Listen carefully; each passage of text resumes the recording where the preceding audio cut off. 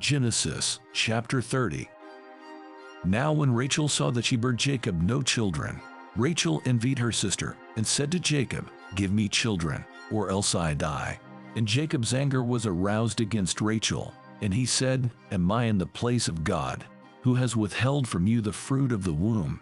So she said, Here is my maid Bilhah, go into her, and she will bear a child on my knees, that I also may have children by her. Then she gave him Bilhah her maid as wife, and Jacob went into her, and Bilhah conceived and bare Jacob a son. Then Rachel said, God has judged my case, and he has also heard my voice and given me a son. Therefore she called his name Dan. And Rachel's maid Bilhah conceived again and bare Jacob a second son. Then Rachel said, With great wrestlings I have wrestled with my sister, and indeed I have prevailed. So she called his name Naphtali.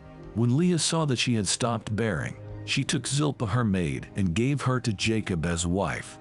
And Leah's maid Zilpah bare Jacob a son. Then Leah said, A troop comes. So she called his name Gad. And Leah's maid Zilpah bare Jacob a second son. Then Leah said, I am happy, for the daughters will call me blessed. So she called his name Asher. Now Reuben went in the days of wheat harvest and found mandrakes in the field, and brought them to his mother Leah. Then Rachel said to Leah, Please give me some of your son's mandrakes. But she said to her, Is it a small matter that you have taken away my husband? Would you take away my son's mandrakes also? And Rachel said, Therefore he will lie with you tonight for your son's mandrakes. When Jacob came out of the field in the evening, Leah went out to meet him and said, You must come unto me, for I have surely hired you with my son's mandrakes. And he lay with her that night. And God listened to Leah, and she conceived and bare Jacob a fifth son. Leah said, God has given me my wages, because I have given my maid to my husband. So she called his name Issachar. Then Leah conceived again and bare Jacob a sixth son. And Leah said, God has endowed me with a good endowment. Now my husband will dwell with me, because I have borne him six sons. So she called his name Zebulun. Afterward she bare a daughter, and called her name Dinah. Then God remembered Rachel, and God listened to her and opened her womb. And she conceived and bare a son, and said, God has taken away my reproach. So she called his name Joseph, and said, The Lord shall add to me another son. And it came to pass, when Rachel had borne Joseph, that Jacob said to Laban, Send me away, that I may go to my own place and to my country. Give me my wives and my children for whom I have served you, and let me go. For you know my service which I have done for you. And Laban said to him, Please stay, if I have found favor in your eyes, for I have learned by experience that the Lord has blessed me for your sake. Then he said, Name me your wages, and I will give it. So Jacob said to him, You know how I have served you and how your livestock has been with me. For what you had before I came was little, and it has increased to a great amount. The Lord has blessed you since my coming. And now, when shall I also provide for my own house? So he said, What shall I give you? And Jacob said, You shall not give me anything. If you will do this thing for me, I will again feed and keep your flocks.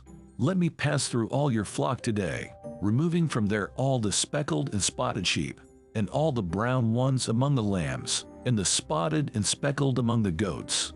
And these shall be my wages. So my righteousness will answer for me in time to come, when the subject of my wages comes before you.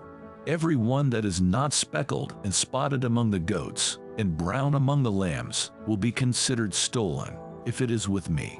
And Laban said, Oh, that it were according to your word. So he removed that day the male goats that were speckled and spotted, all the female goats that were speckled and spotted, every one that had some white in it, and all the brown ones among the lambs, and gave them into the hand of his sons. Then he put 3 days' journey between himself and Jacob fed the rest of Laban's flocks. Now Jacob took for himself rods of green poplar and of the almond and chestnut trees, peeled white strips in them, and exposed the white which was in the rods. And the rods which he had peeled, he set before the flocks in the gutters, in the watering troughs where the flocks came to drink, so that they should conceive when they came to drink. So the flocks conceived before the rods, and the flocks brought forth streaked, speckled, and spotted. Then Jacob separated the lambs, and made the flocks face toward the streaked, and all the brown in the flock of Laban. But he put his own flocks by themselves and did not put them with Laban's flock. And it came to pass, whenever the stronger livestock conceived, that Jacob placed the rods before the eyes of the livestock in the gutters, that they might conceive among the rods. But when the flocks were feeble, he did not put them in. So the feebler were Laban's, and the stronger Jacob's. Thus the man became exceedingly prosperous, and had large flocks, female and male servants, and camels and donkeys.